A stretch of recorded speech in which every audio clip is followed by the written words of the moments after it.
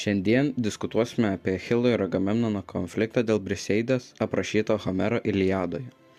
Konfliktas kyla, kai Agamemnonas, graikų kariuomenės vadas, atima Briseidę, Achilo karo grobį. Šis veiksmas įžeidžia Achilą ir paskatina jį pasitraukti iš karo, kas paveikia graikų kariuomenės padėtį Trojos kare. Diskusijos klausimas: kas buvo teisus – Achilas, ginantis savo garbę, ar Agamemnonas, siekiantis išlaikyti savo valdžią? Achilas manė, kad Briseidės atėmimas buvo ne tik asmeninis žaidimas, bet ir jo kaip kario garbės pažeminimas. Karo grobis graikų kultūroje buvo svarbus pripažinimo ženklas ir Briseidė simbolizavo jo nuopelnus bei vertę kariuomenėje. Atimdamas Briseidę, Agamemnonas ne tik sumenkino Achilo pasiekimus, bet ir sugriovė pasitikėjimą tarp karių. Achilas pasitraukė iš kovos, norėdamas parodyti, kad toks elgesys nepagarba kariui yra nepriimtinas. Jo nuomonė, garbė ir orumas yra svarbesni už bendrą tikslą.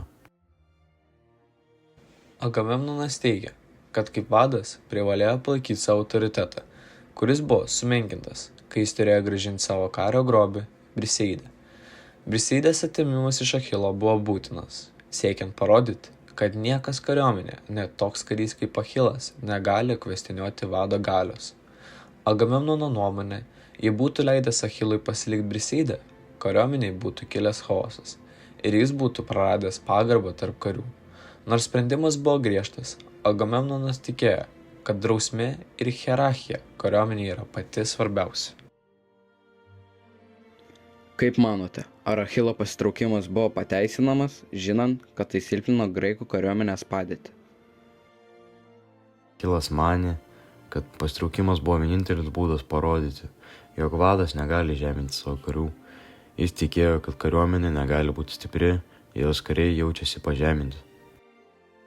Agamemnonas tikėjo, kad Achilo pasitraukimas buvo savanaudiškas, nes asmeninė garbė neturėtų būti aukščiau už bendrą tikslą. Vadas turėjo užtikrinti tvarką, net jei tai reiškia skaudžius sprendimus.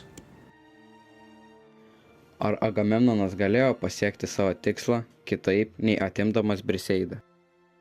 Achilas tikėjo, kad Agamemnonas turėjo gerbti karių indėlį ir ieškoti kompromiso. Agamemnonas laikėsi pozicijos, kad kompromisas būtų silpninęs jo autoritetą. Diskusijos metu matėme, kad Achilas gynė asmeninės garbės ir orumo principus, o Agamemnonas siekė išlaikyti valdžios hierarchiją kariuomenėje. Šis konfliktas galiausiai susilpnino graikų armiją ir užtęsė Trojos karą. Kiekviena pusė turi savo argumentų, tačiau ar jų veiksmai buvo pagrįsti, lieka atviras klausimas.